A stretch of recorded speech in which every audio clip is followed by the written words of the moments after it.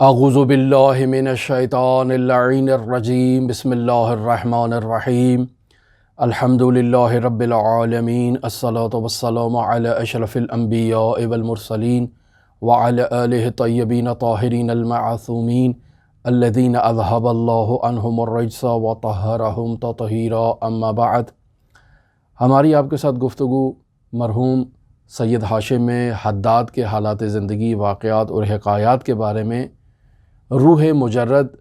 نامی کتاب کی تفسیر کی بنیاد پر اور حکایت کی بنیاد پر جاری تھی۔ ہم نے اپنی گزشتہ گفتگو میں آیت اللہ طہرانی کی جانب سے مرحوم سید ہاشم حداد کے لیے کچھ ایسے الفاظ بیان کیے جن پر لوگوں نے اعتراض کیے کہ آیت اللہ طہرانی نے سید ہاشم حداد کی ذات کے بارے میں غلو سے کام لیا ہے۔ مثلاً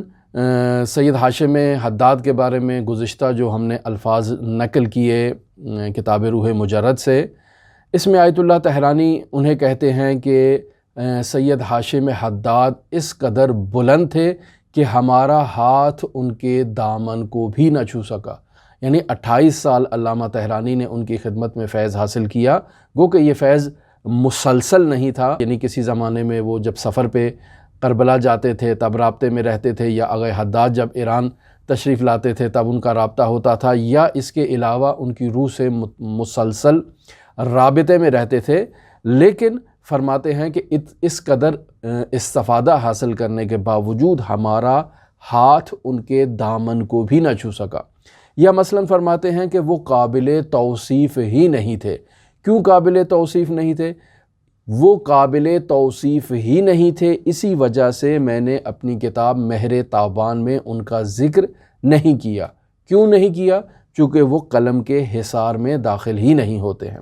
یا مثلاً کہتے ہیں کہ ہماری عقل و خرد کا شاہین جس قدر بھی بلند پروازی کرے وہ انہیں اپنی پہنچ سے دور پائے گا۔ یا فرماتے ہیں کہ جو شخص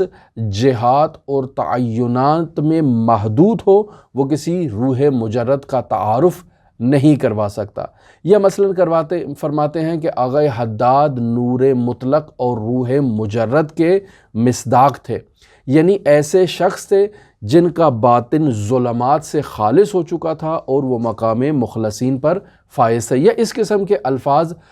جو ہم نے گزشتہ گفتگو میں بیان کیا یا آگے اپنی گفتگو میں آپ کی خدمت میں بیان کریں گے، ایسے کلمات کے اوپر علماء نے آغا طہرانی کے اوپر اعتراض کیا کہ آپ کیسے کسی غیر معصوم کے لیے ان کلمات کو استعمال کر سکتے ہیں۔ تو دیکھیں یہ کلمات کسی بھی غیر معصوم کے لیے اگر استعمال کیے جا رہے ہیں تو سوال یہ پیدا ہوتا ہے کیا معصوم علیہ الصلاۃ والسلام کی تائید حاصل ہے ایسے کلمات کے استعمال سے یا تائید حاصل نہیں ہے؟ مثلاً ایک جگہ ہم حضرت امام علی النقی امام ہادی علیہ الاف التحیت و ثنا سے ایک روایت کو آپ کی خدمت میں بیان کرتے ہیں، لیکن اس روایت کو بیان کرنے سے پہلے ایک مطلب آپ کی خدمت میں بطور کلی قاعدہ کلی بیان کرتے ہیں کہ ہماری اسلامی اور دینی تعلیمات میں خداوند متعال کی ذات ناقابل وصف اور ناقابل توصیف ذات ہے۔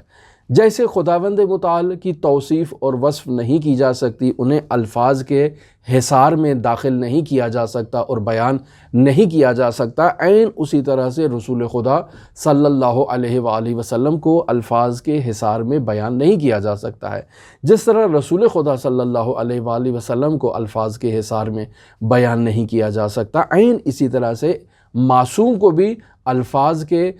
حصار میں بیان نہیں کیا جا سکتا، اور جس طرح سے معصوم کو الفاظ میں بیان نہیں کیا جا سکتا اسی طرح سے ولی اللہ کو بھی الفاظ میں بیان نہیں کیا جا سکتا۔ اس مطلب پر برہان کیا ہے، دلیل کیا ہے؟ امام علی النقی علیہ الاف التحیت و ثنا کا نورانی فرمان ہے کہ جسے آپ بیان کرتے ہیں کہ یا فتح کما لا یوصف الجلیل جلہ جلالہ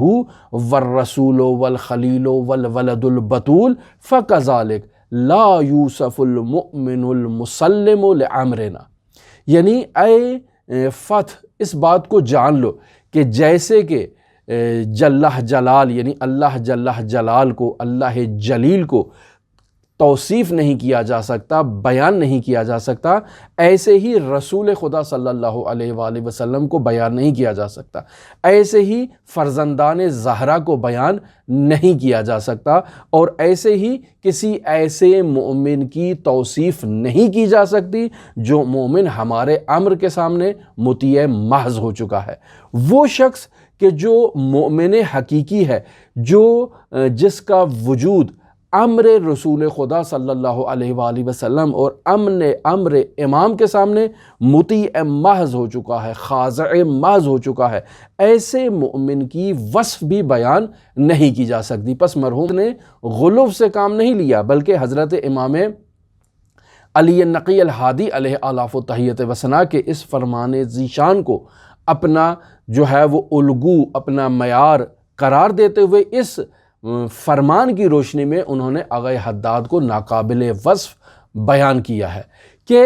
آغا حداد حضرات اہل بیت علیہم السلام کے سامنے مطیع محض تھے۔ جب مطیع محض تھے یعنی فنا کے مقام پر پہنچ چکے تھے، یعنی عبودیت میں مطیع محض تھے، یعنی ان تعینات اور ان حدود سے خارج ہونے کے اعتبار سے وہ حضرات ائمہ معصومین علیہم السلام کے حضور مطیع محض تھے۔ پس اس اعتبار سے یہ جو مراحل بیان کیے جا رہے ہیں ان میں غلو نہیں ہے، بلکہ باقاعدہ تائید معصوم علیہم السلام یہاں پر شامل حال ہے۔ مثلا ہم یہ جو حضرات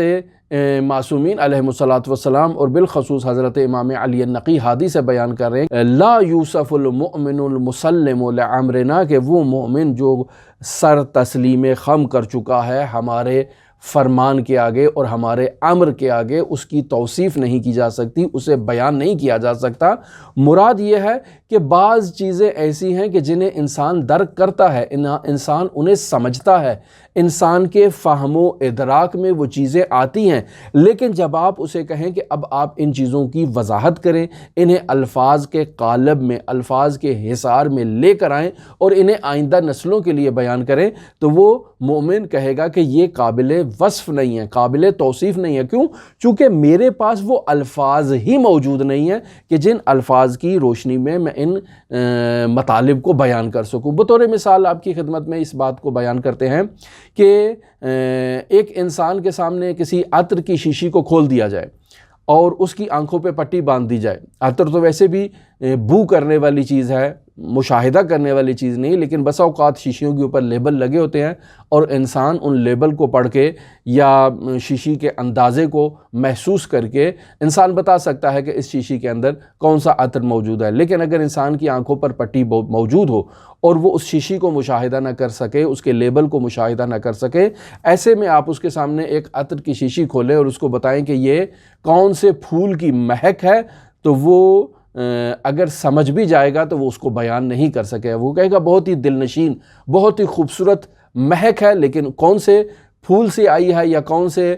ترکیبات کے نتیجے میں یہ خوشبو بنی ہے، یہ کوئی فن کا ماہر ترین شخص ہی ممکن ہے کچھ حد تک اس کو بیان کر سکے، وگرنہ انسان ان چیزوں کو بیان نہیں کر سکتا ہے، چونکہ اس کے پاس الفاظ ہی نہیں ہیں اس مہک کو حصار کلمات میں لانے کے لیے۔ اسی طرح سے مرحوم ہاشم حداد رحمۃ اللہ علیہ کی شخصیت آغا طہرانی کے سامنے واضح ہے، مشخص ہے، وہ ان کو جانتے ہیں، ان کو پہچانتے ہیں، ان کے مقامات کو، ان کے کمالات کو وہ جانتے ہیں، لیکن انہیں الفاظ کے دھارے میں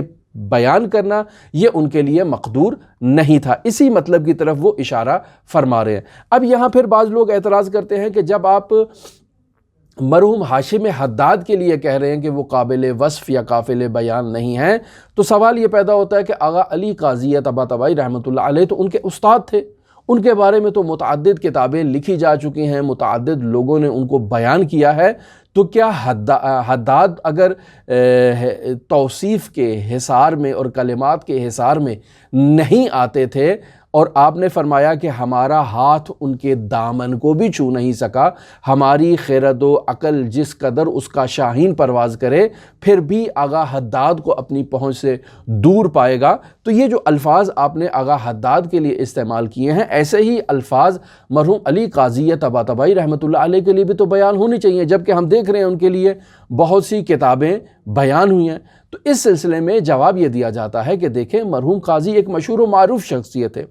اور قاضی کی شہرت صرف عرفان میں نہیں تھی، بلکہ قاضی ایک عالم تھے، ایک مجتہد تھے، ایک فیلسوف تھے، ایک عارف تھے، اور متعدد جہات سے مرحوم قاضی رحمۃ اللہ علیہ کی شہرت تھی۔ لہٰذا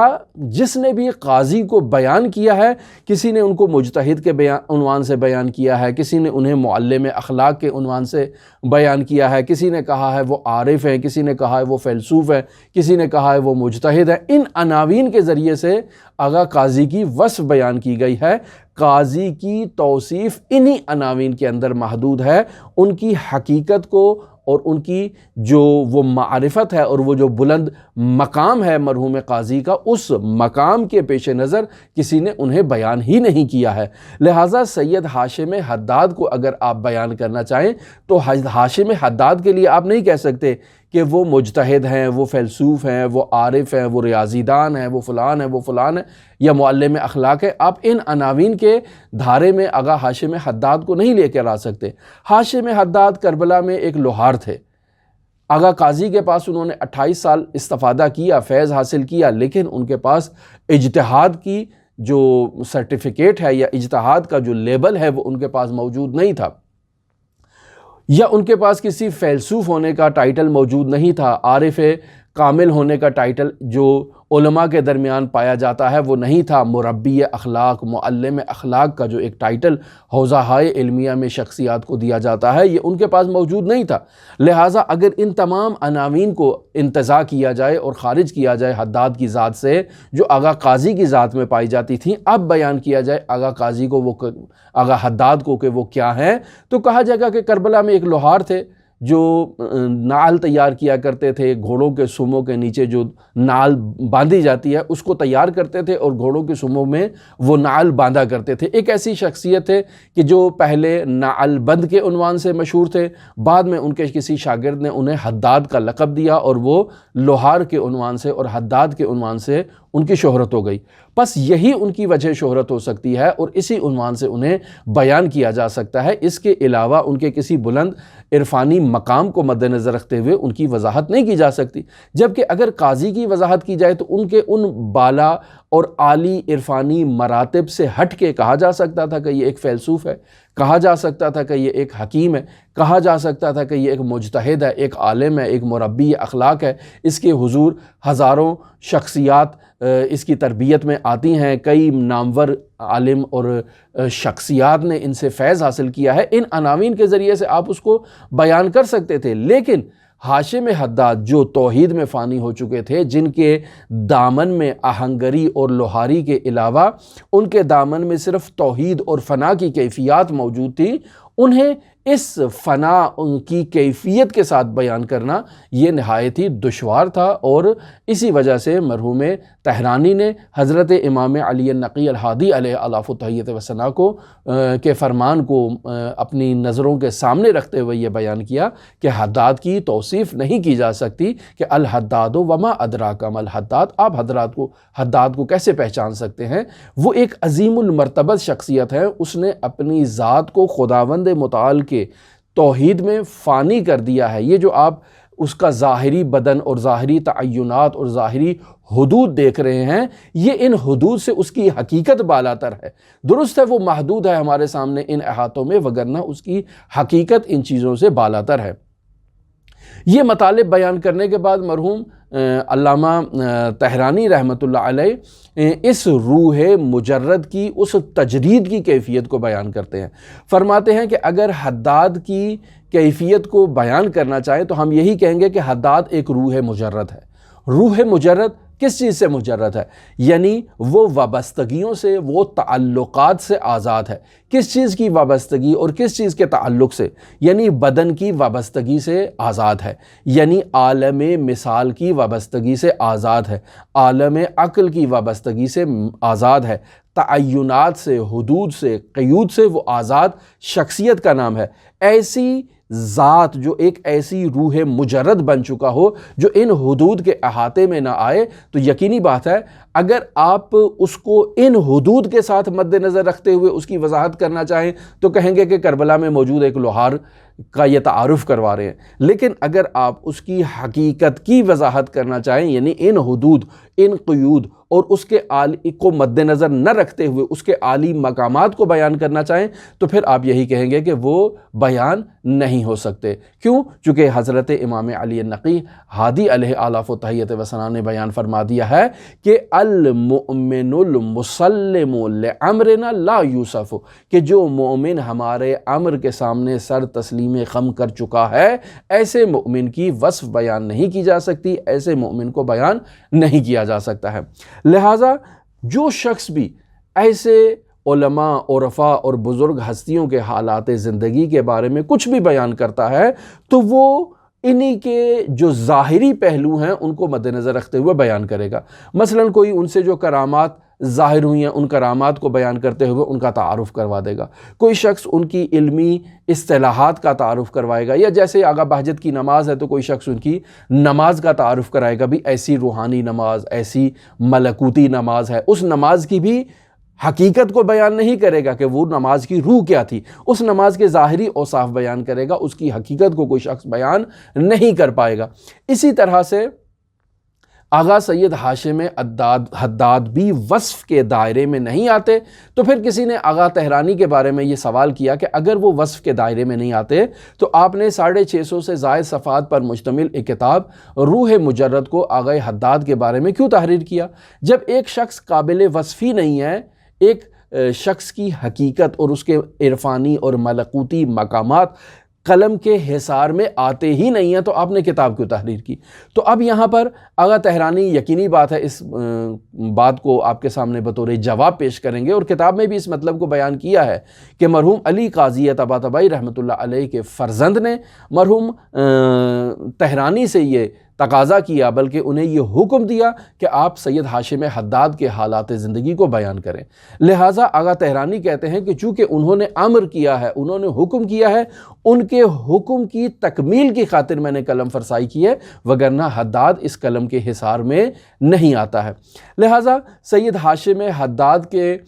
حالات زندگی کو مزید آگے بیان کرنے سے پہلے اگر کوئی کہے کہ آپ بتائیں کہ پھر اس عظیم المرتبت عارف سے کن شخصیات نے استفادہ کیا، چونکہ بسا اوقات ہم کسی شخصیت کو اور کسی شخصیت کے مقام کو پہچاننے کے لیے اس کے حلقہ احباب میں بیٹھنے والے شاگردوں کو دیکھتے ہیں کہ کون کون سے گراں قدر شاگرد اس کے محضر میں آئے ہیں۔ اگر وہ شاگرد نامی گرامی ہوں تو ان شاگردوں کی عظمت کو مد نظر رکھتے ہوئے ہم استاد کی عظمت کو بیان کرتے ہیں۔ ہم کہتے ہیں کہ جس شخص سے آغا طحرانی نے استفادہ کیا ہو وہ کتنا عظیم ہوگا، طحرانی کسی معمولی شخص کے پاس تو نہیں جائے گا۔ تو پھر اسی عنوان سے آغا حداد کے اگر شاگردوں کی فہرست بیان کی جائے تو بہت ایک عراق میں موجود شخصیات ہیں، ایران میں موجود ایک گراں قدر شخصیات ہیں۔ اگر ہم ان شخصیات میں سے بعض مشہور و معروف شخصیات آپ کی خدمت میں بیان کریں جنہیں ممکن ہے لوگ پہچانتے ہوں، مثلا یہی آیت اللہ محمد حسین حسینی طحرانی، جن کی متعدد کتابیں علمی حلقوں میں مشہور اور معروف ہیں، جن کا علمی حلقوں میں ایک مقام ہے پایا جاتا، ایسی شاگرد آغا ہاشم حداد سے استفادہ کرنے والی شخصیت ہے۔ یا مرحوم آیت اللہ سید عبد الکریم رضوی کشمیری، جن کے حالات زندگی میں آپ کی خدمت میں بیان کر چکا ہوں، اس شخصیت نے بھی آغا سید ہاشم حداد سے استفادہ کیا ہے۔ یا مثلا امام خمینی رحمۃ اللہ علیہ کے فرزند سید مصطفیٰ خمینی، یہ بھی اجتہاد رکھتے تھے، مجتہد تھے، شہید تھے، ایک بلند مرتبت شخصیت کے مالک تھے، انہوں نے بھی آغا سید ہاشم حداد سے استفادہ کیا۔ یا آیت اللہ شہید عبد الحسین دستغیب شیرازی، ان کے حالات زندگی بھی میں آپ کی خدمت میں تفصیلی طور پر بیان کر چکا ہوں، انہوں نے بھی آغا سید ہاشم حداد سے استفادہ کیا۔ یا آیت اللہ سید احمد فہری کہ یہ بھی آغا علی قاضی طباطبائی کے اخلاقی شاگردوں کی فہرست میں شامل ہیں، اور ان کے حالات زندگی ابھی میں نے آپ کی خدمت میں بیان نہیں کیے اور ان کا بھی انتقال ہو چکا ہے، اور آخری شاگردوں کی فہرست میں ان کا نام جو ہے وہ قابل ذکر ہے۔ انہوں نے بھی آغا حداد سے استفادہ کیا۔ اور وہ شخصیت کہ جو سب لوگ جسے پوری دنیا میں جانتے ہیں، مرحوم آیت اللہ شہید مرتضیٰ مطہری رحمۃ اللہ علیہ، انہوں نے بھی آغا حداد سے استفادہ کیا۔ یہ اس کے علاوہ اور بہت ساری شخصیات ہیں، لیکن اگر آپ انہی شخصیات کو دیکھ لیں کہ جو آغا حداد کے معتقد تھے، ان کے عقیدت مندوں کی فہرست میں ان آیات اعظام کا نام تھا، ان شہداء کا نام تھا، ان جلیل القدر شخصیات کا نام تھا جنہیں دنیا پہچانتی ہے، تو یقینی بات ہے کہ ان کی عظمت کے پیش نظر لوگ کہیں گے کہ انہوں نے کسی غیر معمولی شخصیت سے ہی استفادہ کیا ہوگا۔ ایسی شخصیات کسی حقیر یا معمولی شخصیت سے استفادہ کرنے والی شخصیات نہیں ہیں۔ یہ تمام مطالب جو آغا طحرانی نے اپنی کتاب روح مجرد میں بیان کیے، تو اس کے بعد اپنی اسی کتاب کے پہلے حصے کے آخری جو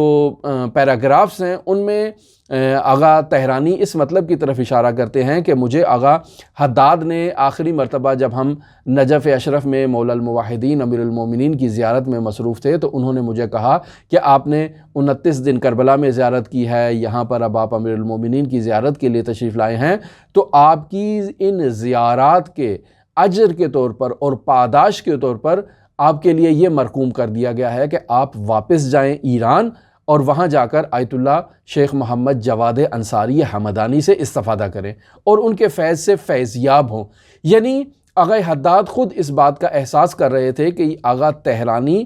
مستقبل میں ایک بہت ہی بلند مقام پر فائز ہوں گے، لہٰذا انہیں ایک مجتہد مسلم سے سلوکی دستورات لینے کی ضرورت ہے۔ آغا حداد کہ جو علمی حلقوں میں شہرت نہیں رکھتے، درست ہے ان سے معنوی طور پر وہ فیضیاب رہیں گے، ان سے وہ رابطے میں رہیں گے، لیکن ایسے برہے میں آغا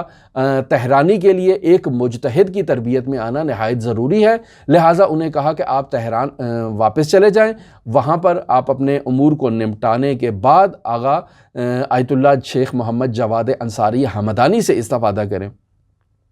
لہٰذا اس پہلے حصے کے آخری پوائنٹس میں آغا طحرانی آغا